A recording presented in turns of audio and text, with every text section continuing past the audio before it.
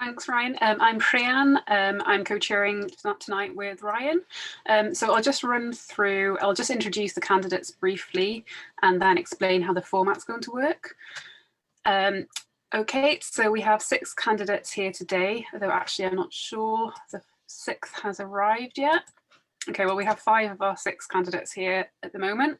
So we have Alex Wilson, the Liberal Democrat candidate for Cardiff South, Callum Davis, Conservative candidate for Cardiff Central, Helen Westhead, Green Party candidate for Cardiff South, Jenny Rathbone, Labour candidate for Cardiff Central, and Rhys ap Owen, Plaid Cymru candidate for Cardiff West. And we are waiting for Neil McAvoy, who is the Propel candidate for Cardiff West. So in terms of how the event's going to work, so we have 6 pre-written questions. Each candidate will be asked a question and given 2 minutes to answer. And then there'll be 5 minutes, which will give each of the other candidates 1 minute to respond to that candidate's answer. And we'll ask candidates just put their hands up for responses. And that's the first half of the event. The second half, we'll be doing a live Q&A with asking for questions from the audience. And this will take the format of more of an open debate. So each candidate will be given an opportunity to respond to each question that comes through. And again, hands up for responses. But before we launch straight into the debate, what we're going to do is we're going to do a quick poll. We're going to ask you to answer, based on what you now know, which party you likely to vote for based on their environmental policies. And what we're going to do is at the end of the hustings, we're going to repeat this poll to see whether or not there's been changes in voting intentions during the course of the event.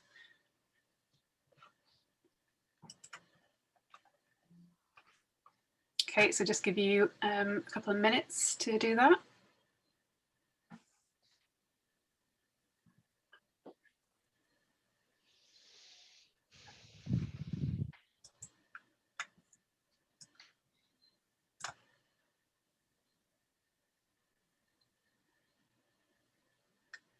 Okay, votes are still coming in.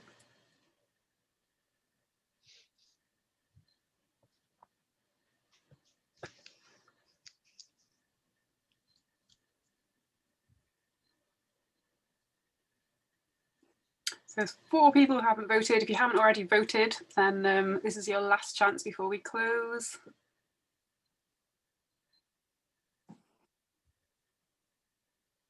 Okay, great. And then I think what we'll do is we'll launch straight into the first question, Ryan, then, if you're ready. Yes, so our first question is on transport, which is aimed at Alex Wilson for the Liberal Democrats. Despite years of pushing public transport and more active travel infrastructure, car use is still the preferred mode of transport, with passenger journeys on buses and coaches falling 13% between 2019 and 2020 compared to the previous years. Although electrification of vehicles is part of the solution, it does not obviate the need for other more affordable and equitable transport options, or for big reductions in overall road traffic, especially in cities like Cardiff. Do you agree a more radical approach is needed to encourage a modal shift away from the car? And assuming this is a no-brainer, do you agree that the only long-term sustainable answer is to reduce car ownership and use? And if so, how would you deliver this? So, Alex Wilson. Thank you. Yes, I do believe a radical approach is needed. Yeah, I was thinking about this the other day and thinking about what positives that we might be able to take from living with COVID restrictions. And I think it's that many people have reconnected with their local community and with what that community has to offer. People are walking, cycling to parks, etc. This combined with the increase of home shopping deliveries and the shift to working from home where possible shows that we can adapt and that we don't have to sacrifice our liberties to help save the planet. The Welsh Liberal Democrats are putting the environmental recovery first by spending £1 billion per year to encourage this lifestyle shift. In our manifesto, we are committed to spend at least 10% of our transport budget on active travel. And we're also calling for the adoption of the principles of 20-minute neighbourhoods in all planning and decision making. And this means essential services are available within a 20-minute journey by walking, cycling, or public transport. And this includes shopping areas, health facilities, schools, green spaces, playgrounds, and employment opportunities. So yes, I do agree that we need to do something radical because, well, quite frankly, what we're doing now isn't working. Okay, thank you. Let's see. Rhys, would you like to answer? Thank you, Ryan. Our manifesto is full of fantastic policies to reduce car use. We aim to reduce car journeys by 50% by 2030, 30% using public transport, 10% walking and 10% cycling. People have used far less of public transport during this pandemic. We must make sure that people go back to public transport. And public transport is crucial to change our perception. We need to drive everywhere. We need to move away from a system dominated by petrol-driven cars. We would bring to an end petrol and diesel-only cars by 2030.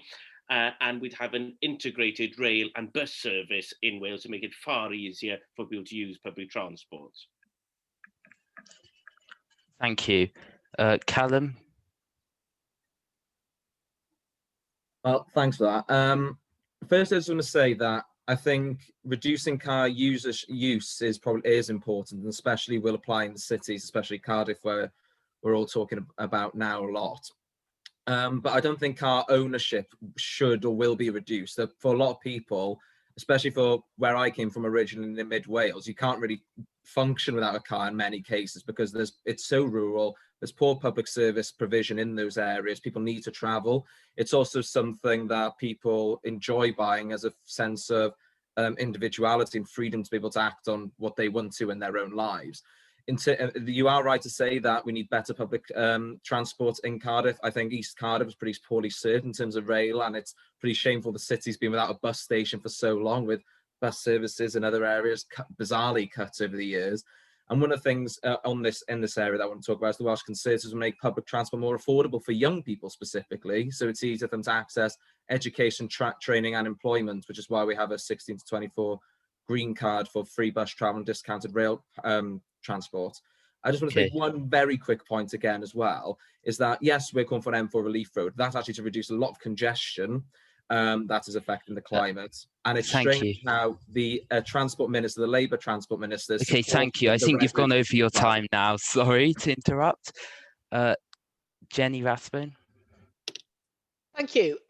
Well, I couldn't possibly follow Callum to say that it's absolutely nuts to be building an M4 relief road. But anyway, we're going to have to be more radical because Welsh Labour is going to pass a Clean Air Act, and I know a couple of the other parties are committed to that too.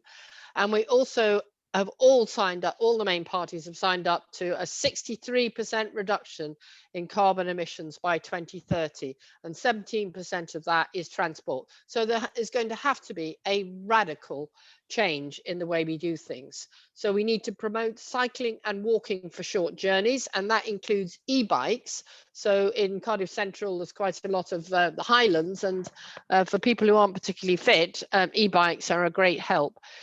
So we need to have better joined up integrated public transport systems, and that's what we're going to have by implementing the Burns Commission. And we need to target commuting and the school run as the best way of reducing everyday use of the car, which could better be done by public transport. Thank you. Helen? Thank you for that.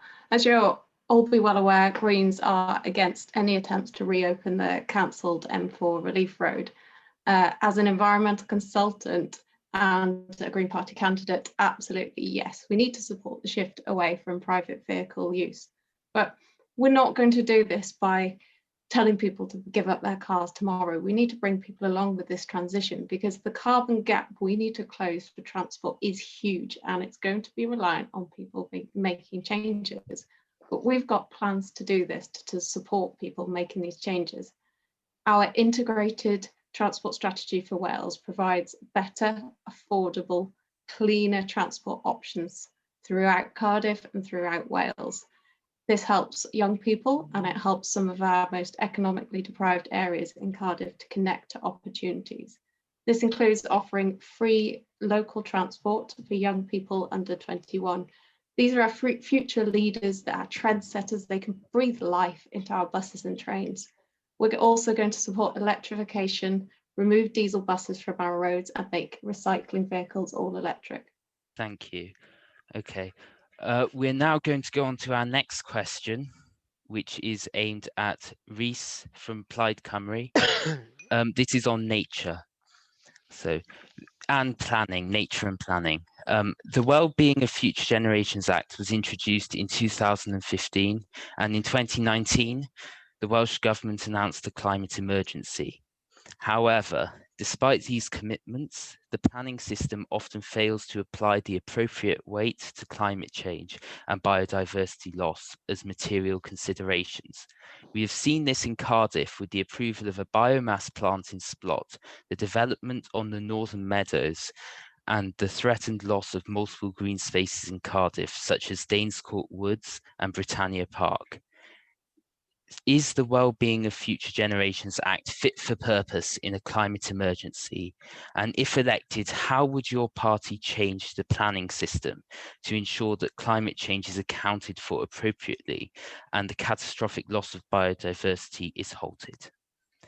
Rhys. Thank you very much, Ryan. Well, I'll deal with the Wellbeing of Future Generations Act first, and the answer, in my view, is a clear no. It's not fit for purpose, and if elected, I wouldn't be supporting aspirational acts only. These acts need to be able to be enforced, and the Future Generations Act has not been able to be enforced at all. There's no point having an act if it hasn't got any teeth. The 3 times people have tried to use it in judicial reviews, it's been thrown out on the first opportunity by judges because you can't tag anything on it at all. It's absolutely pointless. So the first thing I would be looking at is to strengthen the Future Generations Act. If the Senedd wants the Future Generations Act to be used for something, we need to strengthen it. So I would be looking to look at the legislation to amend the act so communities can use it. We'll introduce a Nature Act.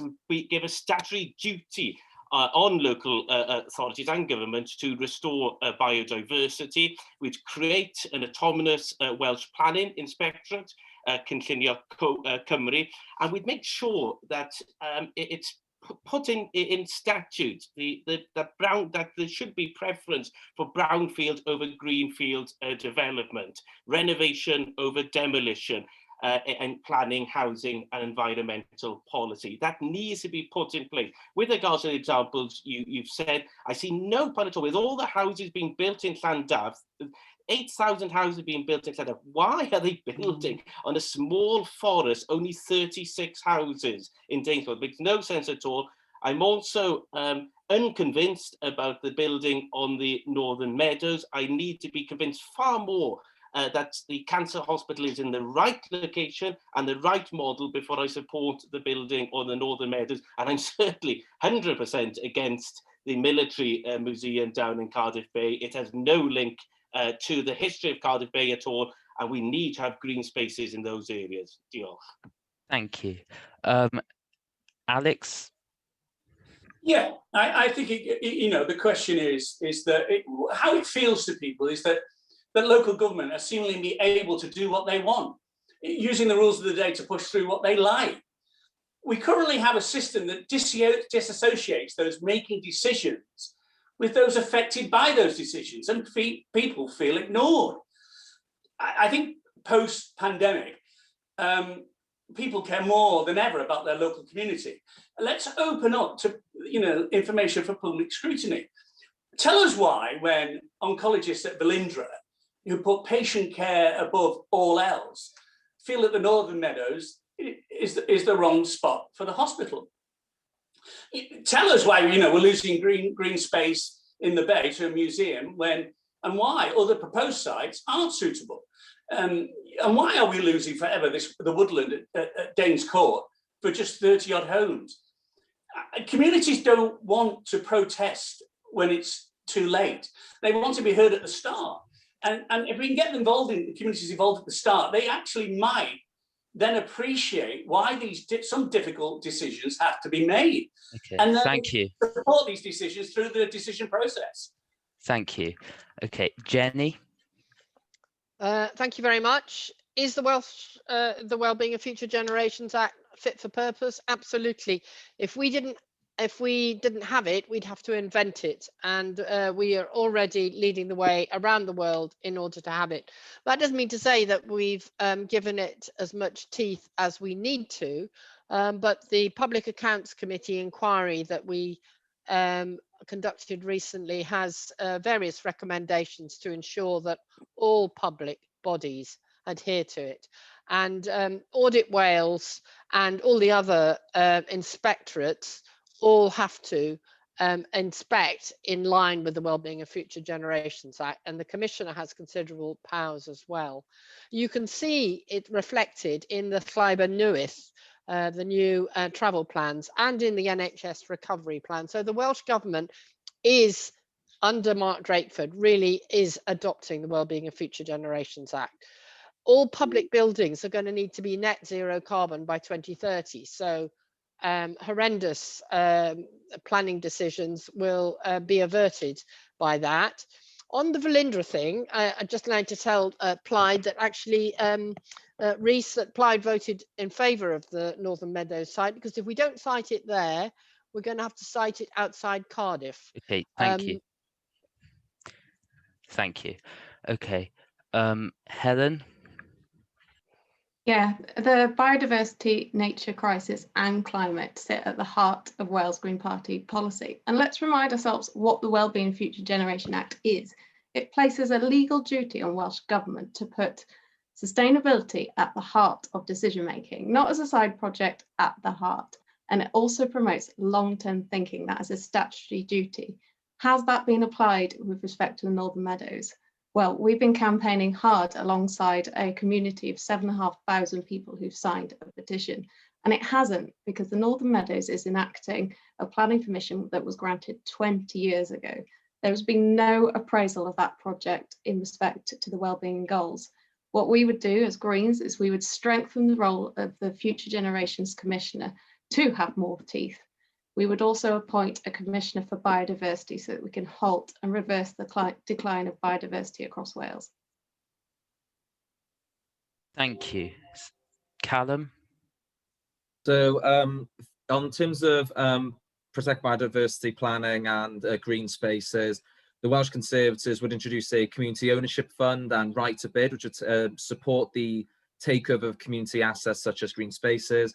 We want to develop more urban parks. We want to promote the use of green roofs. We want to double the length of cycle and walking routes in urban residential areas by 2040. And we want to establish a community cycle fund as well, so local communities can fund and design their own cycle paths, and as well as planting 8 million trees a year, which Labour, they missed their own targets on that one. And when it comes to the Future Generations Act, there's quite a lot of rights-based legislation in Wales, but they're no good without remedies. And judicial review is incredibly expensive, and there's no localized cheap remedy to challenge public bodies in this area. It's not good for constituents if all the cards are in the hand of the public body. And when it comes to issues of certain green space you mentioned, like Britannia Park, I can see Britannia Park from where I live, if that doesn't sound too much like Sarah Palin. And people don't use it that much. It's a tiny bit of grass, and I think what we need is actually more redevelopment to Cardiff Bay, which is losing businesses right now, and I think a museum of military medicine will be great for that. Okay, thank you. Rhian?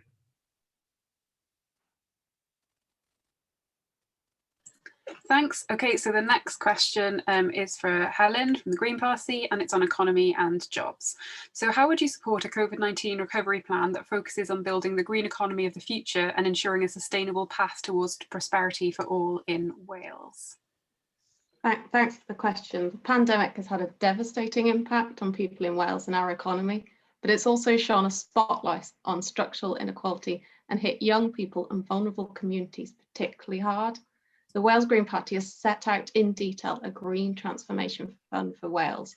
This would meet the scale and urgency needed to invest in carbon reducing infrastructure. It would be at the heart of post-COVID recovery, and it would create tens of thousands of green jobs for people in Wales. And it's based on Green New Deal. This is a tried and tested economic principle that has been used around the globe since the 1930s to deliver jobs, prosperity, alongside better social and environmental outcomes. It actually pays for itself. It not only delivers economic stimulus, but better environmental and social improvements. And we have the framework to do this in Wales. We have the capability, we have the Wellbeing Future Generations Act we've talked about. Specifically, the Green Transformation Fund will deliver energy efficiency, green warm homes that are affordable to heat and therefore lifting people out of fuel poverty. It includes an ambitious retrofitting programme for existing homes to be more efficient. It includes better, affordable, cleaner public transport for all. This means public transport investment coupled with better walking, cycling provision and active travel, and connecting it all so that people can transfer with ease from one sustainable transport mode to another. And this removes economic barriers, particularly for people in low-income areas throughout Cardiff and throughout Wales. We'll also, as I've mentioned in respect to transport, electrify our diesel buses in Wales, and these will be electric buses assembled in Wales and create jobs and opportunities. We'll provide the assurances of a rollout of solar PV across public sector buildings, schools, hospitals, etc. And all of this together represents the political will that gives confidence in investment in skills, jobs, training opportunities, really important for young people at this difficult time. Thanks, Helen. Thanks very much. So if we could have a response from Rhys, please.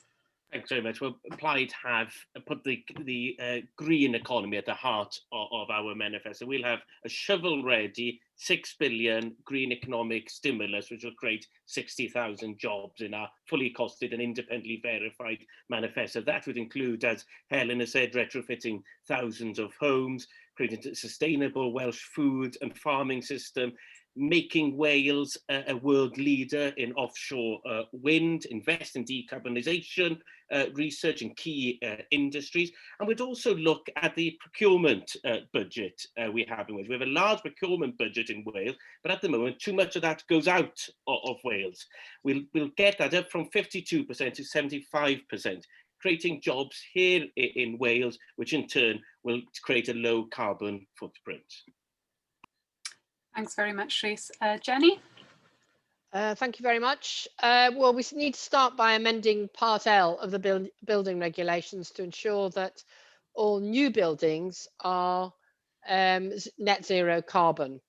This was introduced by Gordon Brown in 2007 and torn up by George Osborne in 2015, and it's an absolute disgrace.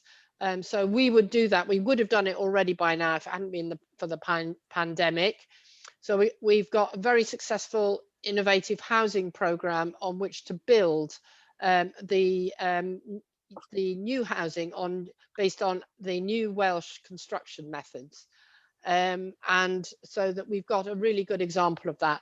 We've got the Young Person's Guarantee, which all young people not in education will be given education, will be given a job or training. And with these jobs or training, we're going to be in important areas like design, precision engineering, manufacturing vehicles, including bikes, bike parts. And that is one of the ways in which we're going to re-engineer the economy. And obviously there's a massive retrofitting of houses and building of new transport in Wales. Thanks, Jenny. Callum, would you like to respond? Yeah, so when the Welsh Conservatives are going to want to create 65,000 jobs in the next Senedd term, and that's going to include 15,000 green jobs as well. We want to work with the private sector to attract Wales's first gigafactory. We want to support the Welsh steel industry to become the greenest in the world. We're going to establish a £150 million Wales Marine Energy Investment Fund to purchase equity in marine energy projects, fund a Welsh tidal power feasibility study as well to accelerate the delivery of tidal power projects around Wales.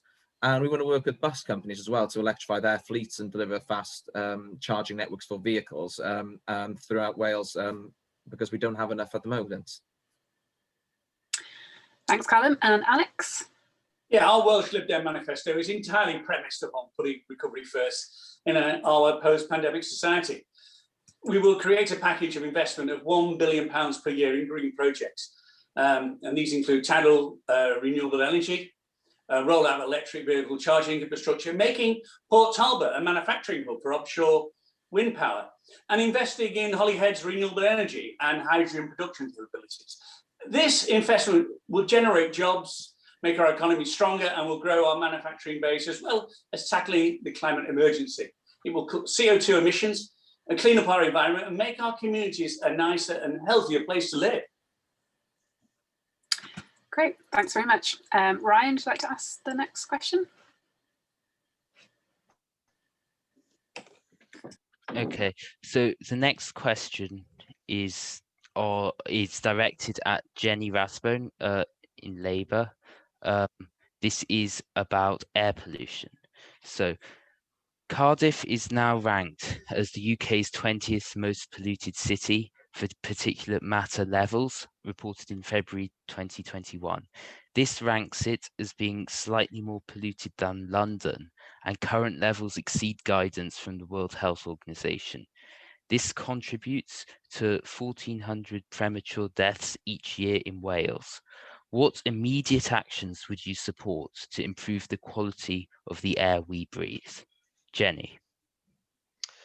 Immediate action would be to introduce a Clean Air Act, and several things would follow from that. We'd need to follow London, introducing a congestion zone charging, and polluting vehicles would need to pay more for entering the congestion zone and also pay more for parking. The technology now exists to make that perfectly possible. We need to introduce higher city parking charges because we need to really bear down on unnecessary journeys into the city centre.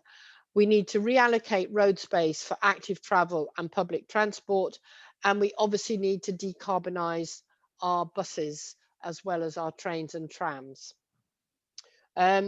I absolutely agree with you that this is one of the main underlying causes of an early death, and I've been one of the leading advocates of the need to address this as one of the most urgent health issues, particularly around Newport Road. Nobody chooses to live on Newport Road. People living there are doing so because they have to live there, and it's quite scandalous that we haven't protected them, and the consequences are really quite atrocious. So we need to take action now on this matter before we get sued for it. And I think some of the things we've already spoken about are relevant to this, but we probably need to think of reallocating schools that are at the moment sitting on the edge of Newport Road, as well as up in Senedd on the roundabout there, because these are not safe places for children to be spending most of their day. Thank you. Alex? Well, there are some frank admissions there by Jenny that people have been let down, and the powers that be have let down a generation. And it's interesting being told what needs to happen. We want to hear what's going to happen. Something has to happen, and it has to happen now. We've got to clean up our streets. In our putting recovery first, it's fundamental that we clean up our city streets. And in our manifesto, we've made a commitment to spend at least 10% of our transport budget on active travel. And we want to ensure that the local decision-making prioritizes safer and accessible cycling and provides support for people who want to access active travel with confidence.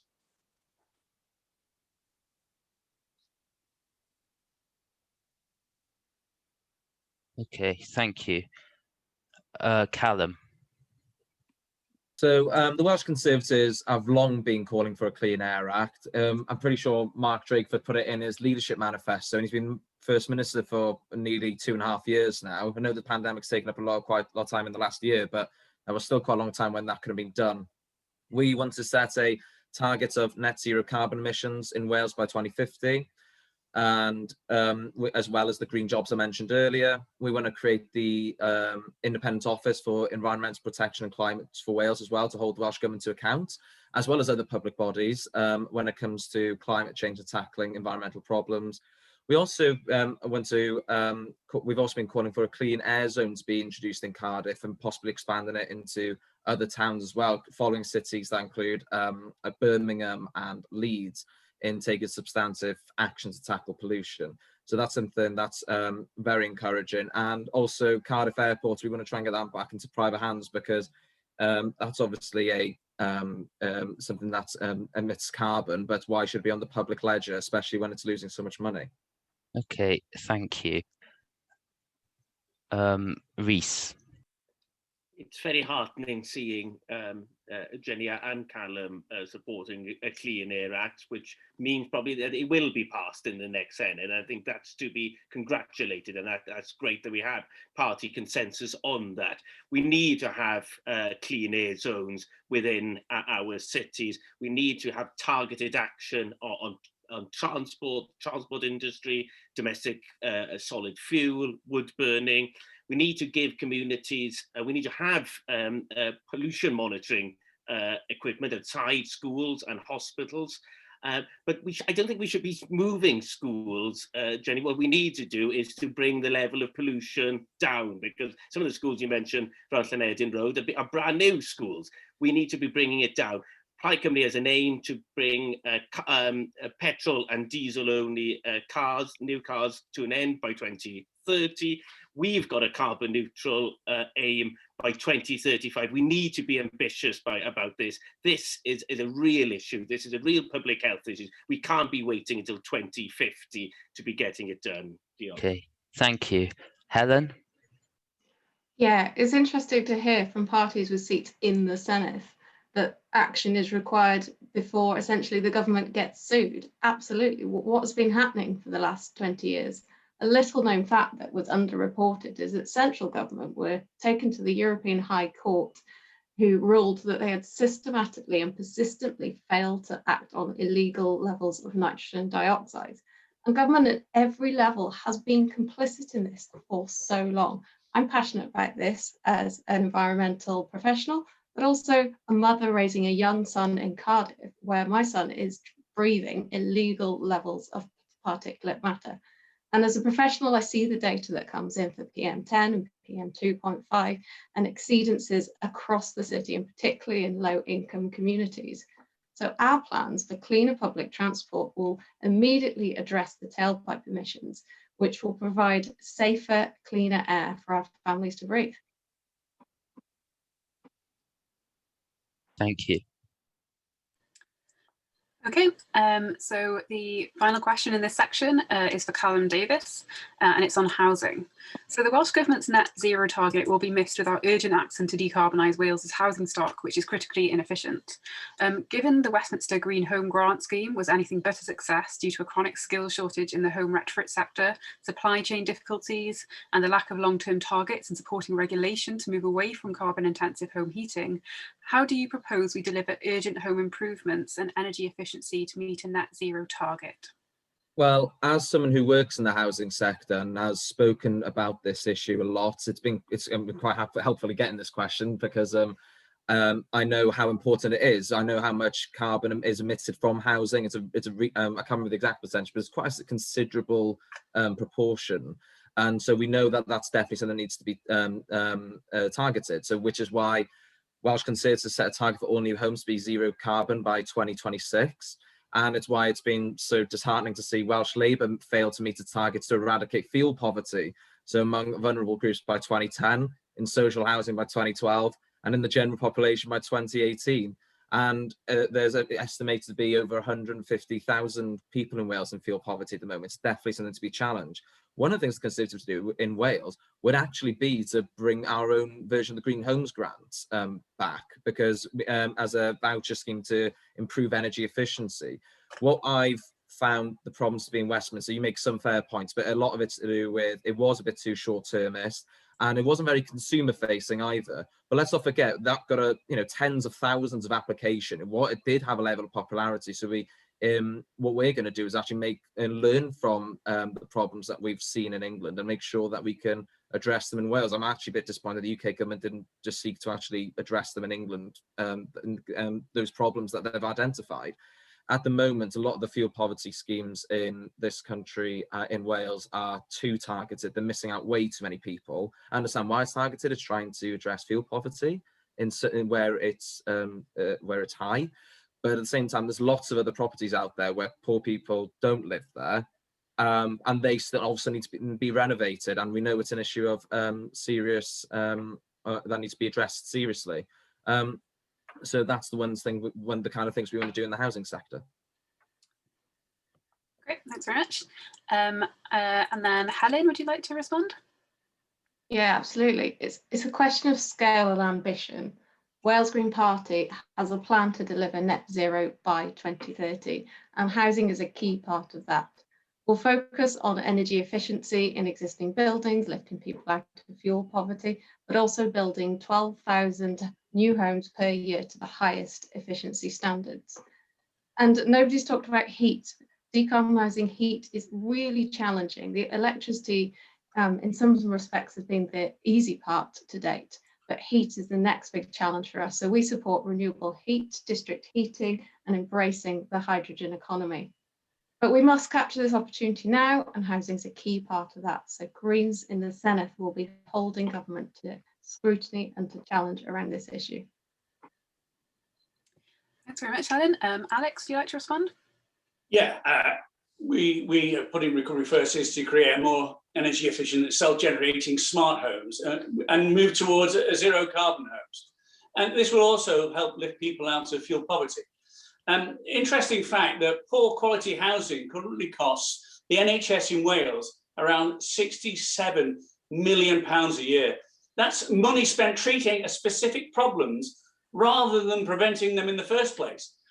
One line of thought is that the old housing stock could be incentivized by retrofitting through the VAT system.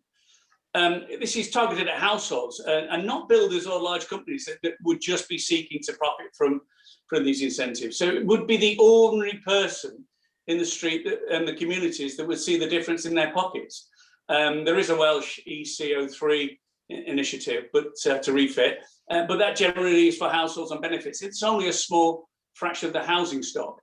We need to tackle old boilers in our community. In our house, I was talking to a neighbour who's got a 1970s old boiler, has no incentive to change it. It's desperate for a green upgrade, but a VAT incentive scheme might just do that. Thanks very much. Jenny? Well, I'm afraid the Conservatives in Westminster have an absolutely deplorable record on what we're going to do about decarbonising our housing. They just abandoned the green homes strategy that they only started 6 months ago. So they talk a lot, but actually don't do much. This is really appalling.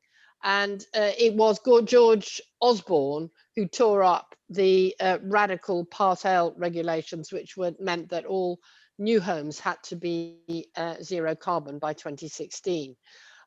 We need new houses as power stations. The Salsa House and others that have been built subsequently demonstrated it's perfectly possible to make houses that are safe, zero carbon, and very cheap on energy bills. And that's exactly what we need.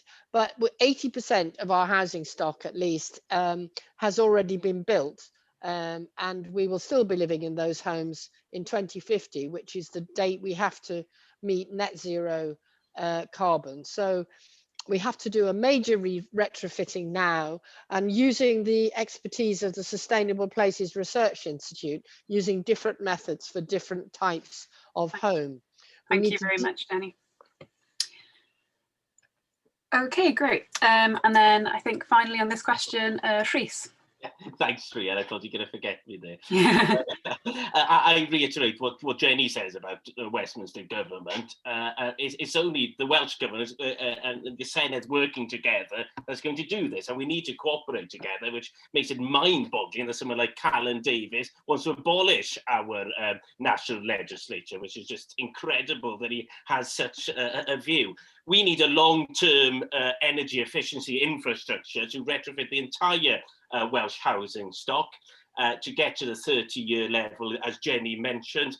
In the first 5 years, the Plaid Cymru government would refurbish 200,000 homes and will deliver 20% efficiency savings across the Welsh domestic stock. Not only this will help the environment, but it'll also help end fuel poverty and excess death in winter. We will offer every home a free energy audit and recommendation on a conversion plan. Now is the time to have a plan, and we need to act on it, and we need to have strict targets as we go towards the 2050 aim.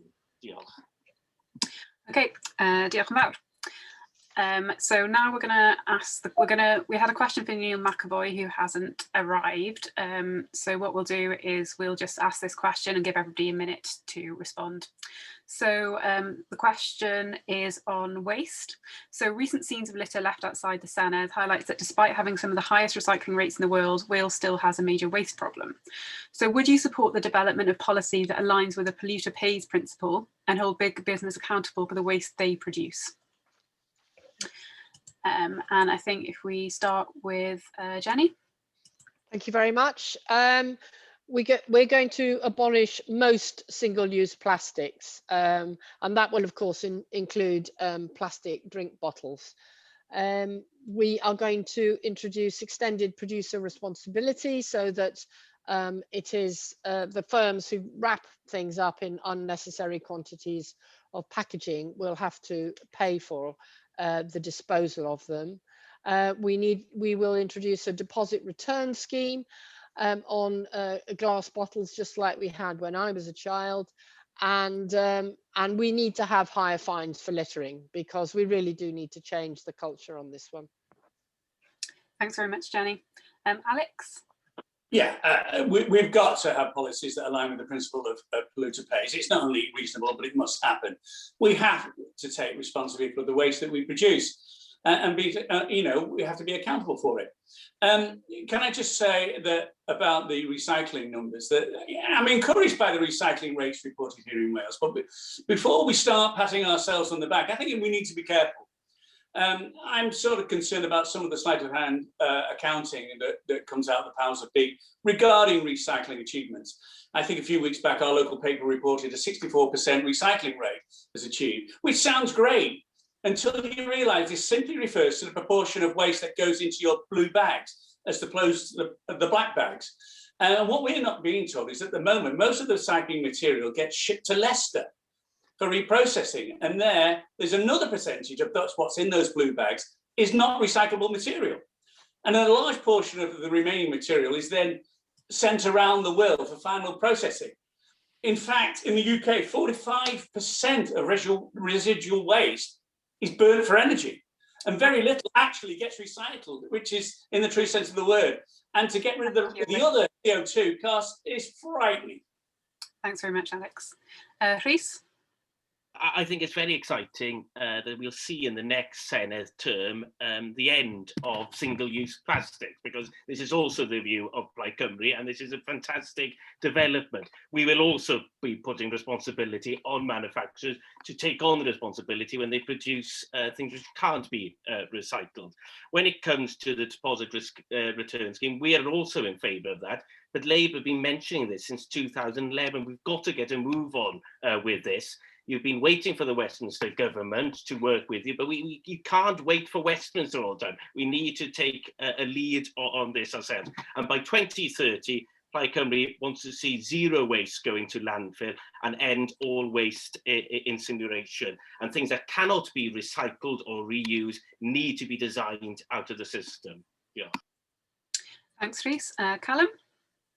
Well, I certainly echo what Alex said earlier. I was educated in a devolved system of education, and definitely the ethos of recycling definitely got beaten into me, but I'm glad for that, really. The Welsh Conservatives would ban single-use plastics for non-medical use and deliver a deposit return scheme. The Welsh Labour government has been slow to implement a ban, with the UK Conservative government starting its own ban on plastic straws and cotton buds in October 2020. Welsh Conservatives also recently put forward a members' legislative proposal to ban single-use plastics and the introduction of deposit return scheme in Wales, which Labour voted against, sadly. Addressing another part of your question, we already have a land disposal tax in Wales, which is good. And but in addition to that, I would also urge people who are unhappy with a company's waste to use their power of choice to not buy their products or use their services. If a critical number of people do the same, the company will have to change their practices. There is a role for government, but it's also up to us as free citizens to exercise ethical consumerism. Thanks very much. Okay, I think if we move on to Helen, and then we'll move on to the next part. Thanks, I was waving there just in case you forgot. So it's interesting that everyone's talked about legislative change, and that's very much the stick, and we would certainly support that. As Greens, we will ban single-use plastic, but we'll also progressively legislate to reduce packaging waste, which is really quite significant impact. But we also see a missed opportunity here in this circular economy. Whilst we may have embraced recycling, or maybe not, subject to this debate, we haven't embraced the circular economy. And what we want to do is to support businesses to grasp this. And this means strengthening new forms of industry based on materials recycling, reuse, and repair. And that addresses carbon at consumption level, as well as reducing waste. So there's a real opportunity here for in Wales, and we just need to grasp the circular economy opportunity. Great, thanks very much, Ellen. Okay, I think we'll move on to the second part of the debate now, which is Q&A session, an open debate with questions from the audience. So Ryan, do you want to kick us off with the first question? Yeah, so just to make clear, we are encouraging all the candidates to discuss and debate. We will allow people to come back and speak multiple times on the same question, but if it becomes too much, we will draw things to a close. Okay, so the first question is, how would you make sure that disabled people with mobility impairments are supported and included in accessible, sustainable transport, local community participation, and work from home opportunities? The person went on to say, I've not seen any mention of disability within these issues from any parties so far. So if you put your hand up if you'd like to respond. Helen.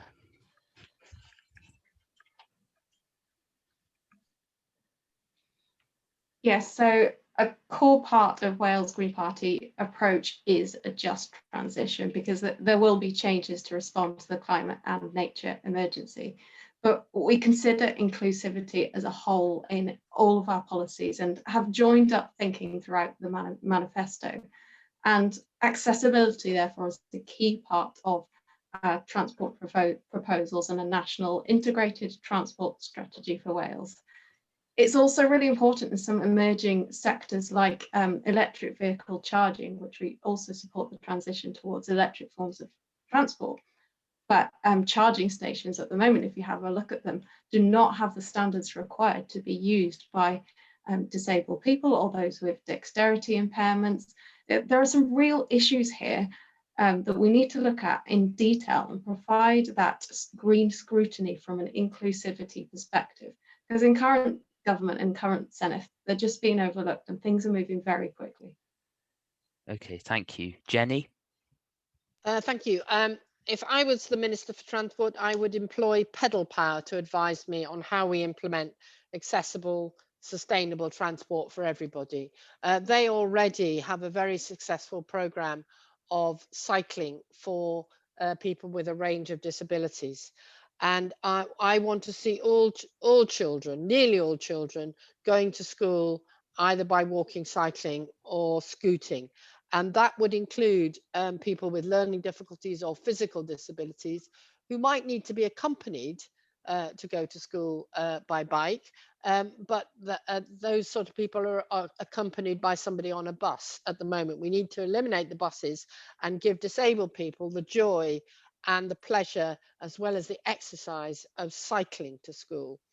I think that there's quite a lot being done on raising the pavement so that you can go straight onto the bus. All the new buses will enable you to go in a wheelchair straight onto the bus. We similarly on the trains, it will be a seamless transfer. And I also think we need to ensure that walking is possible for people in a wheelchair so that we have safe crossings. There was a fantastic young woman called Imi in my constituency who just won a fantastic campaign to finally get a pelican crossing at a particularly dangerous crossing in my constituency, so she can go out safely on her own in order to meet her friends. Those are the things we need to do to ensure that transport's for everybody. Alex? Yeah, disability mobility is a huge part of our manifesto, and part of our 10% of our budget, our travel budget, will be spent on accessible transport, and that includes disabled access transport, and also our keenness to support 20-minute neighbourhoods, where we have communities with 20-minute access, disabled access as well through public transport. So it's very much high on our agenda. Okay, thank you. Reece? I'm grateful to Tracy for her question, because this is such an important matter. Before the pandemic, there were twice the number of disabled people living in poverty and unemployed than other people in our community. It's far too high, and it's completely unacceptable. And it's something we need to tackle. It is in the Pride Manifesto that we will be working with employers, with transport companies, to make it easier for disabled people to go about and to go to their work, and look at provisions such as being able to work from home far too much. But Welsh Government can do much more with regards to this than they are at the moment. The number of people with disabilities working within Welsh Government is far too low compared to the number of disabled people within our communities. So we need to start within Welsh Government to begin with, and we need to be an exemplar to other employers. Thank you. Thank you. Does anyone else wish to speak? Callum, for instance? I'll simply say, don't really disagree with much of what the panel has said there. There are things that the government, whoever it is, has to consider anyway in terms of equality law, when it comes to making sure that things are accessible to people with disabilities. And I certainly just don't want to repeat of what happened on, I think it was Arriva Trains Wales about 3 or maybe 4 years ago, where they just shut the toilets on the train because they weren't accessible to disabled people. So they just shut them all together because so nobody could use them. That's using a bit of a loophole, I think, there, rather than actually providing proper quality services for people, no matter what their abilities are. Thank you.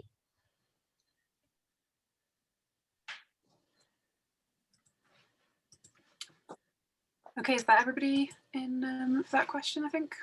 Yes. Yeah. Okay, so we'll move on to the next question, which is from Caroline Lloyd. So the mutual investment model of financing public services incentivises new builds as opposed to renovating old buildings and brownfield sites. What is your view on the use of this form of financing of schools and hospitals and its negative effects on the environment?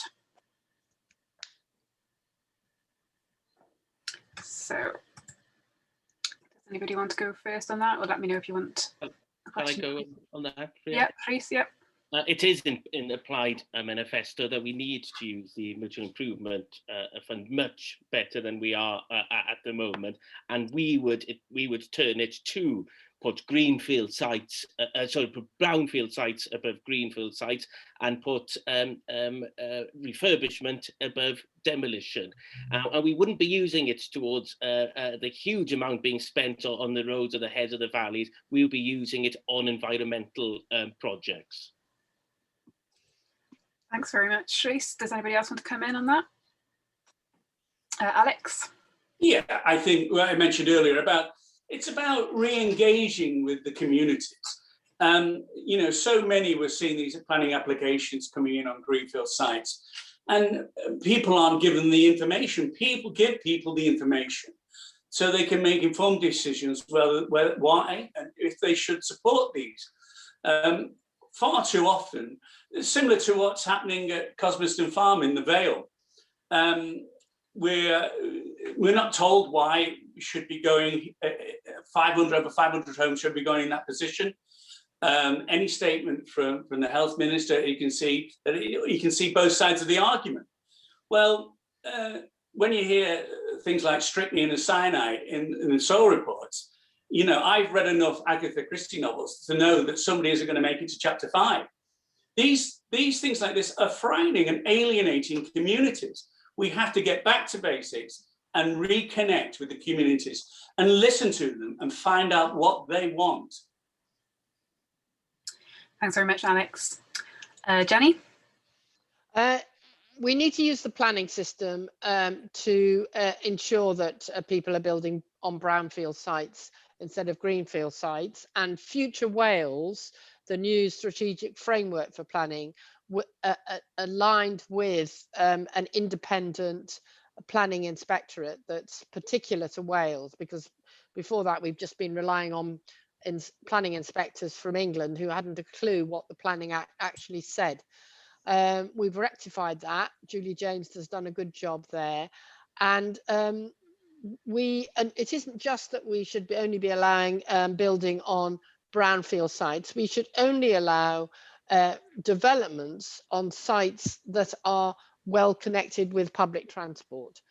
We cannot be allowing some of the developments that have been allowed to take place where there is no public transport, and it obviously is just going to increase the use of the car, and that is simply not possible in an urban area. There are different problems in rural areas, but I'm standing for an urban area. On the mutual investment model, which I think is what was the core of this question, I think we need to be careful that it's delivering what we actually want, but we are going to have to use this model simply because the demands on government capital is going to be far greater in this post-pandemic, climate emergency situation. We are simply going to have to use the mutual investment model, but we need to ensure that we do this in line with the economic action plan and all the principles that we've set out there in relation to social partnership, in relation to decarbonisation plans that any contractor who's bidding for work from government will have to comply with. Thanks very much, Jenny. Helen?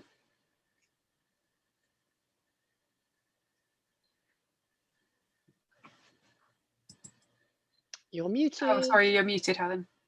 Thank you.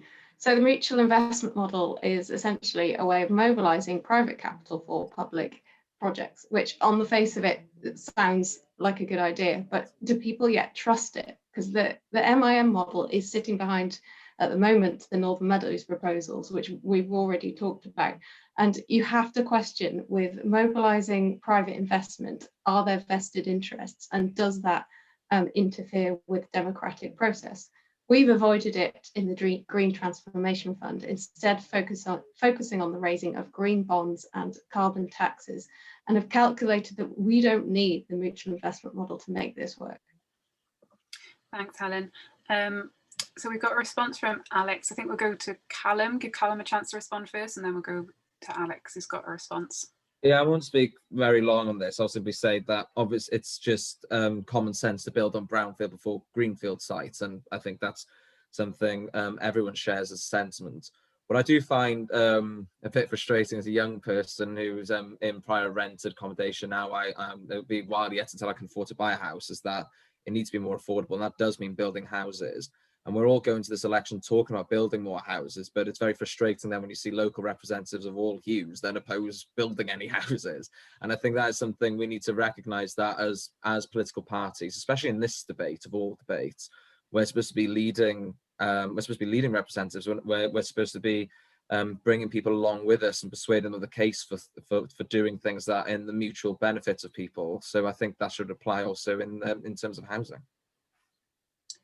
Thanks. Alex, do you want to come in on that? Yeah, we have a commitment in our manifesto to build 30,000 new houses. But I just wanted to pick up on a point that Jenny made, and we're talking about where we build our housing estates. And it's something that Jenny mentioned about the possibility of forcing people to use their car because of lack of facilities. Well, because of sometimes the way we build these housing estates, we're building them with a percentage of affordable housing.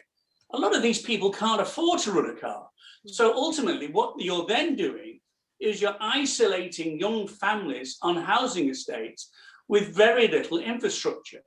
And that's why we want to adopt the 20-minute neighbourhood, where there is access, walking access, cycling access within 20 minutes, and public transport access within 20 minutes to these facilities that everybody can use, not just people with cars. Great, thanks very much, Alex. If nobody else wants to come in there, then we will move. Oh, Helen's got a response. Helen. Muted again. I just wanted to pick up on the 20-minute neighbourhood principle, because I agree with Alex, we need to think about our spatial planning to design for accessibility and greater sustainable lifestyles. We actually go one further.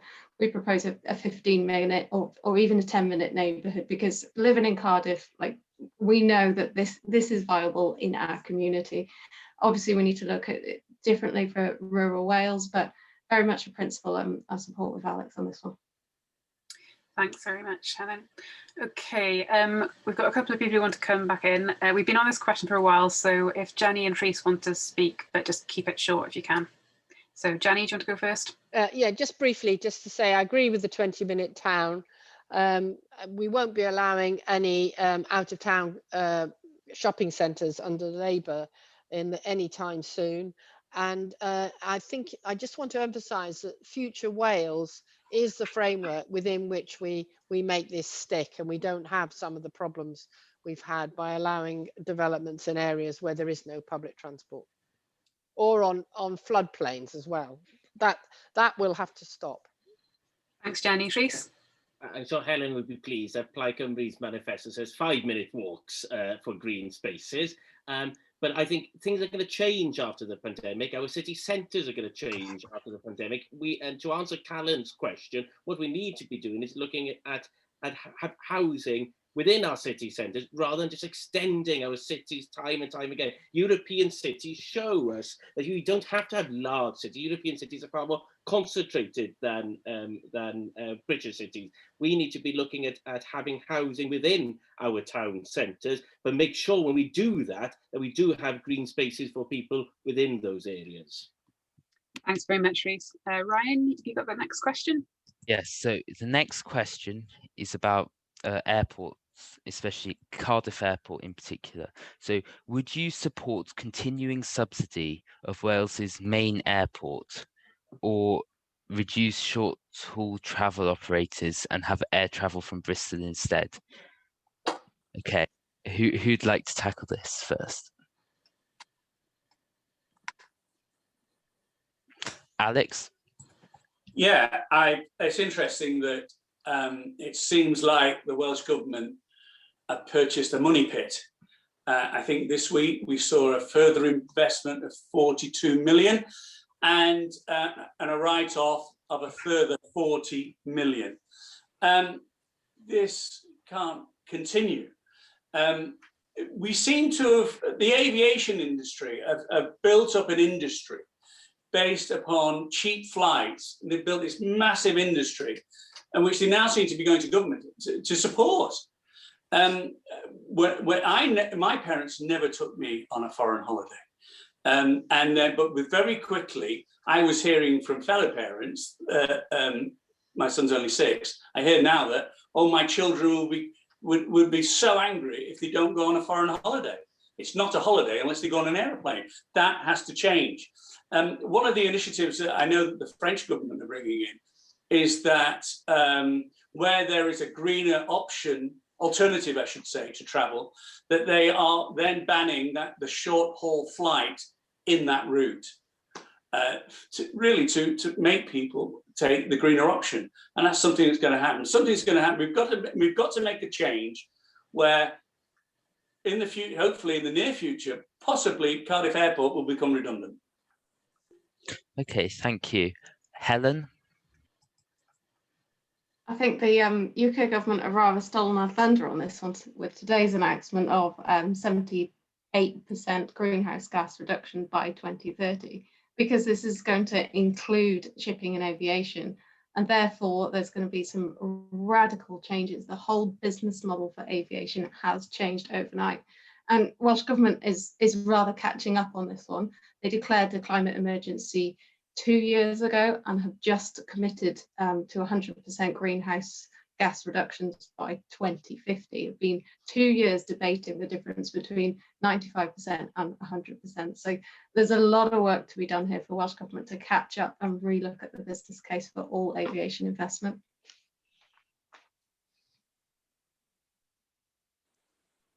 Thank you. Jenny?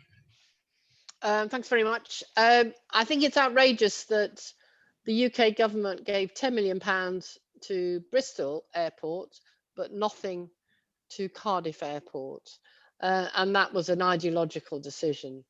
If we're going to have airports, it's better to be using Cardiff Airport rather than forcing people to go to drive at the moment is probably the most realistic option, all the way to Bristol Airport, which is a horrendously difficult place to get to. But I think there's no doubt that Cardiff Airport would have closed had the Welsh Government not intervened and taken it over. They are now in a very difficult position because clearly the holiday travel industry is completely being reshaped. I certainly am not rushing to get on a plane anytime soon. But nevertheless, Cardiff Airport was very important for bringing in essential PPE supplies during the pandemic, and also bringing in things like vaccinations. So we still will need airports somewhere, and I think it's better that Wales has an airport, and it's a far superior airport to Bristol because it has got this very long runway which enables you to do transatlantic flights. But I don't discount the fact that we are in very deep on Cardiff Airport, and it's quite difficult to see how the Welsh Government's going to get out of it. I'm rather different from many of my party. I never supported the extension of another runway at Heathrow. I think we need to do less flying. We need to have a level playing field where air fuel is charged the same as when you fill up your car. Okay, thank you. Callum? Thanks. Before I answer my question, can I just ask Jenny something? Genuine question. Jenny, you said something about UK government gave money to Bristol but not Cardiff. I'm just wondering what the context for that was. Well, it was because when they were dishing out money to airports who said they were in difficulty because of the pandemic. It was really quite recently. Okay. In the last 3 months. Okay. Well, probably playing devil's advocate here. Maybe they just thought this is the Welsh Government's role to look after Cardiff airports. But again, I'd like to know about that story. But as regards to Cardiff Airport, the Conservatives support it being moved out of public ownership. It isn't right that Welsh taxpayers have already paid over £133 million for the airport since the Welsh Government bought it back in 2015 in another one of their trademark purchase bailouts and loans schemes. But we don't want to get rid of the airport in terms of an actual industry. It supports so many jobs. It gives people happiness in terms of flying abroad. And it is difficult to get to Bristol. Probably an M4 relief road would probably help to get there, but it is something that I think should exist, but it does need to improve. I haven't used both Bristol and Cardiff in my lifetime as airports. I certainly preferred the user experience of Bristol, and I certainly think that Cardiff Airport is a very good way for people traveling from Cardiff, for example, to Edinburgh, in terms of having good relations with Scottish people, the Scottish government, which is obviously heavily influencing Wales at the moment, at least, but also to see family and friends there. Thank you. Rhys? Whether Cardiff Airport should remain under public or private ownership, or whether Bristol Airport had more money than Cardiff Airport, to me is irrelevant. We have declared a climate emergency. That means we need to change the way we act and the way we live. To think a generation ago, people didn't use planes to go on foreign holidays. We're very slow to be willing to adapt to the emergency in front of us. That's what we need to do. We need to cut down on the amount of air travel. Callum mentioning catching a plane to Edinburgh. Well, what nonsense that is. I've been on a bus to Edinburgh on several occasions. I've been on a train to Edinburgh. We don't need to have a plane to Edinburgh to have a good relations with our Scottish friends. We need to grow up. We need to face the emergency, or we must stop calling it an emergency. We need to take it serious or not. Thank you. Alex? Yeah, I just want to come in again, and I agree with my friend from Bragg Cymru. Hearing Jenny and Callum complaining of the difficulty of how to get to an airport on an environmental forum, beggars belief, we've got to have a shift here. As I say, my parents never took me on a foreign holiday. I didn't fly until I was in my early 20s. And it's just also that we have to use this privilege now of cheap flights. The aviation industry have generated this industry by offering cheap flights. And just look at the CO2 they're producing. We now have to put that in. If you want to fly, you know, you're going to have to pay for the cleanup. We have to have a change. Thank you. Does anyone else wish to come back? Yes, you are.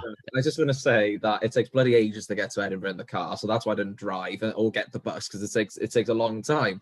And this isn't. It just feels a bit like what Alex and Rhys were saying, just not living the real world. And I imagine if you tried to take this outside of a forum, which obviously people are very dedicated to environmental issues here, and say this on the doorstep, they wouldn't be best happy, especially all those people who work in Cardiff airports, work in the airline industry. Just how many airports would you want to close down? That's a question, really, because it doesn't sound like you're very in favour of keeping Cardiff Airport open at all. Okay, does anyone wish to come back on that? Jenny? I just want to add that I'm in favour of reducing air travel, and I'm in favour of a carbon tax on air travel above one trip, because actually there's a very small number of people who take loads and loads of trips by air every year, and they certainly need to be paying something towards the pollution they're causing. I think it's a really difficult issue, but I certainly, if we're going to ever travel to the Americas, it is possible to go by ship, but it'd be very restrictive, and it would only really be for the wealthy. So I think that's a difficult message to people who've got family in the Americas or in the Indian subcontinent or China or wherever. So I think a little bit more reflection on transatlantic travel and how we would do that whilst meeting our zero carbon objectives. But I think for short journeys like within Europe, we should be using the train. Thank you. Alex, you want to come back? Yeah, I mean, we've had friends over in Norfolk. It's a long way. You know what we do? We meet halfway. We still see them. I don't not see them because they don't have an airport or we don't fly. There are ways around this. And yeah, it just that we, you know, as I say, we've just got to We've just got to make a change of how we look at it. And you know, there's people that I know. My son's nearly 7 within the group where they'll go away for a skiing holiday early year. They'll have their summer holiday, and there'll be an autumn holiday, all flying. And then you go in the business. I mean, and we built it that our children somehow expect this. That if it isn't a holiday unless they go on an airplane, that's crazy. We holiday in West Wales. It's wonderful. More people should do it. You know, we're seeing that we've got into this cycle of it's not a holiday unless we fly. We've got to do it. Listen, I love to travel. I want my son to experience other parts of the world, but we're not going to do that 3 times a year, and we won't do it every year. We'll do it every now and then. And I'm quite happy to pay for the privilege of cleaning up after me. Thank you. We've spent a long time on this, so it will just be Helen, and then we'll move on. Yeah, I just wanted to point out that we all pay the cost of cheap flights through the impacts of climate change and flooding in our Welsh Valleys communities and the increases on our insurance premiums. But also to highlight that it's the top 10% of earners generating 50% of global greenhouse gas emissions. So a carbon tax will be hitting those people most. So yes, Callum, you can jump on a plane to Edinburgh, but it's certainly not going to cost the £30 or £50 that it's cost in the past. Okay, thank you. That's it for this question. Rhiann, for the next. Okay, so the next question from Andrew Kirby is, under the Wellbeing of Future Generations Act, Wales is committed to being a globally responsible nation. How will your party ensure that imported commodities such as beef and soy from South America, palm oil from Southeast Asia, and cocoa from West Africa are sourced sustainably in Wales and do not contribute to the destruction of tropical forests such as the Amazon, further exacerbating the climate and nature crisis? Who wants to come in first on that one? I'll come in first if that's all right. Yeah. I had this question actually at Hustings I did a couple of weeks ago about international aid and overseas relations and things like that. And what I found, when I said that is what I'll say tonight, which is there's a lot of things that governments can do in this regard, but I think most importantly is actually how we act as individuals, as consumers, and then businesses as well when it comes to procurement. We have to end reliance on governments being our conscience for us. We've got to take action on our own as well. If a business doesn't think they're sourcing their services or their products from an ethical source, then they should change that. In the same way that we as consumers, as people who buy things in shops and take in services, if we don't like how that's come from, it's up to us to act. That's how you actually generate change, without having to say, oh, that the governments can be my conscience for me. And I really think that is an issue, a big issue when it comes to international procurement and sustainable procurement as well. Thanks, Callum. Jenny? Well, this takes us back to our targets for carbon emissions. Not only do we need to maintain high environmental and animal welfare standards that I hope we will continue to maintain for Wales and the UK, although there's quite a lot of things in doubt about what the UK government's up to on that front. We can't also simply be exporting our carbon emissions by importing huge carbon emissions from agriculture produced in countries like the United States, which is animals fed on soya produced by cutting down the Amazon rainforest. So when we're looking at the carbon emissions in our food and in our agriculture, we need to be taking into account the whole cost and the inputs into the maintenance of the whole production cycle to ensure that we are being globally responsible, and that we absolutely have to provide developing countries who never cause this problem but are the main victims of it with the tools to ensure that they are not paying for our squandering of the world's resources. Thanks, Jenny. So we're coming to the, we've only got 10 minutes left in the event. So if we can just try and keep answers brief from now on. I think, Alex, you were the first. Yeah, I was talking about, just want to pick up on about the personal responsibility. As I said earlier, I think one of the, maybe one of the benefits, if there were any, from living in COVID restrictions, is that people have reconnected with the local community and their local community providers, their local shops. We now source much of our shopping locally. And yeah, I think more people are open to taking more personal responsibility. And with our manifesto, we want to ensure that, that our long-term economic approach is based upon the principle of a circular economy and a regenerative by design, which means designing out waste and pollution and keeping products and materials in use and avoiding non-reusables. Thanks, Helen. I just wanted to add that it's actually really difficult for normal people to understand where their food comes from. And young people are really leading the charge on this in terms of being educated on sustainable eating. And veganism is at an all-time high. And whilst not all Greens are vegans, we do support just making it easy for people, having the choices on menus. So there will be our policy includes a plant-based option available on all public sector menus, just to give people the choice to make an informed decision on what they consume and what they eat. Thanks, Rhys. Diolch. Yeah, as part of our £6 billion green economic stimulus, that includes developing sustainable Welsh food and farming. And I think the idea of having at least one plant-based food menu option a day is a sensible way forward. Government does have a role for conscious, or it always has done.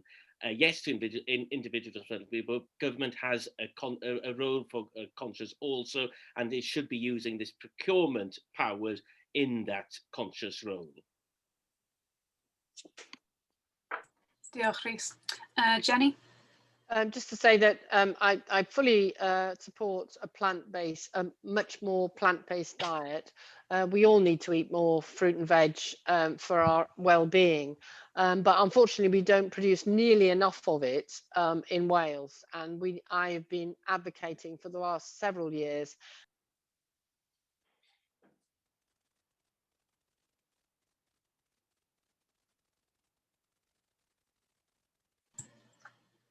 Sorry, Jenny, I think you're muted. Sorry, did you hear any of that? I think we got about halfway through. Sorry. Oh, okay. Just we need to produce a lot more of our own food. It isn't sufficient to say we're going to have a plant-based diet if it's beans from Kenya and something or other else from Peru. We've got to have, seasonal produce.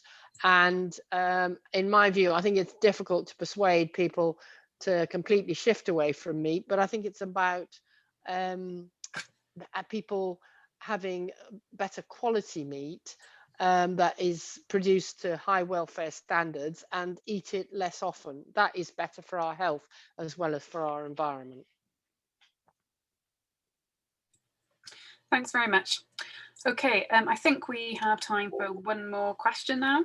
Yes. So Ryan, would you like to finish Yeah, off? so for the final question, would you support the updating of Wales's carbon reduction pathway to be consistent with the aim of being a globally responsible Wales and reaching net zero well before 2045? And how would this be delivered? So should we just give everybody one chance to respond to this? So yes, I think, got 5 yeah. minutes. Yeah, so yeah, about a minute each, if you could. Okay, please put your hand up if you'd like to go first. Helen. Yeah, absolutely. I've talked about it throughout the event, so I'll just summarise.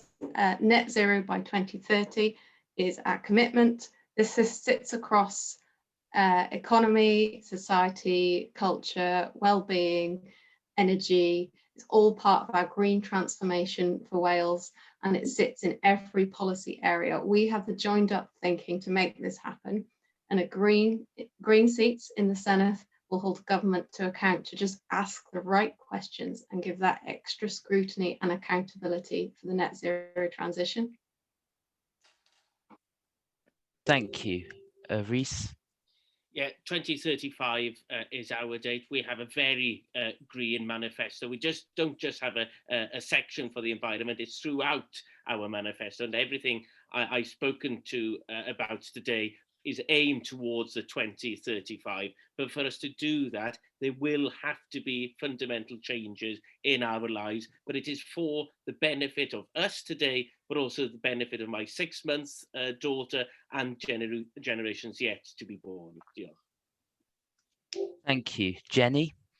We need to be very ambitious, but having listened very carefully to Lord Deben, otherwise known as John Selwyn Gummer, who happens to be, I think, my favourite Tory, because he is very, very clear about the dangers of the climate emergency.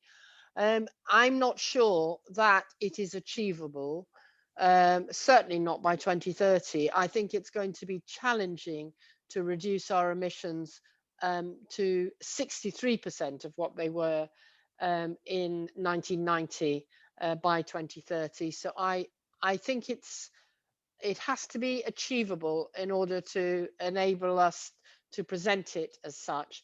I think we need to be as ambitious as possible and to stop doing things that are endangering our country. But I think to set ourselves up to fail could induce cynicism on the part of the population.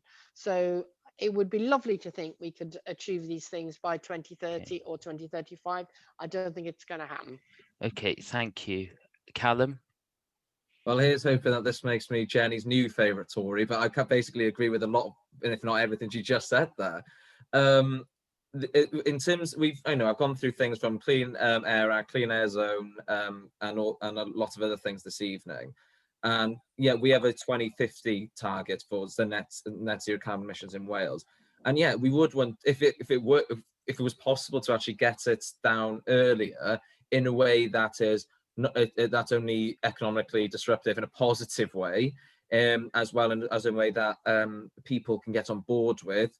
We've seen some, when the Extinction Rebellion protests were happening a couple of years ago, it didn't seem to get lots of the public support on board. That was the wrong way to go about it, and that's where we want to go, and that's why we think 2050 is achievable.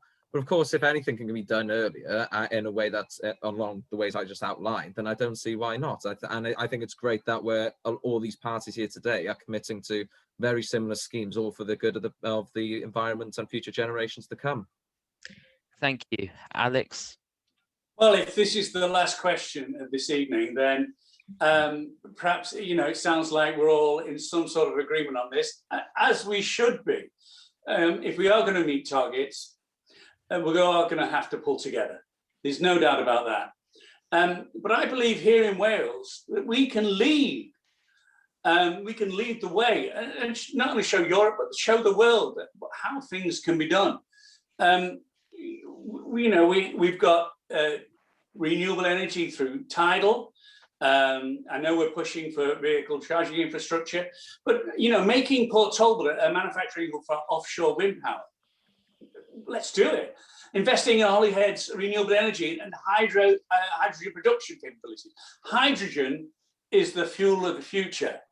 Electric is coming online, but hydrogen it will be the future of car production. So let's develop Holyhead. We have it here in Wales. Let's work together to make it happen.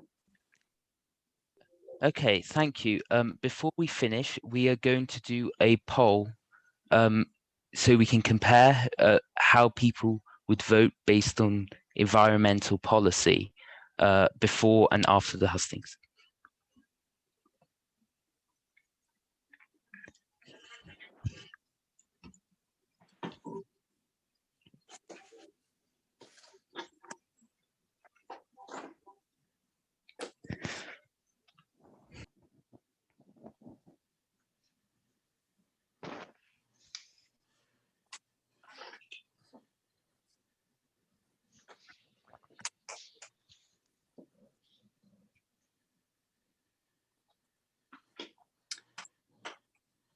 Interesting. We're seeing a bit of a shift from the initial poll. Only slight shift.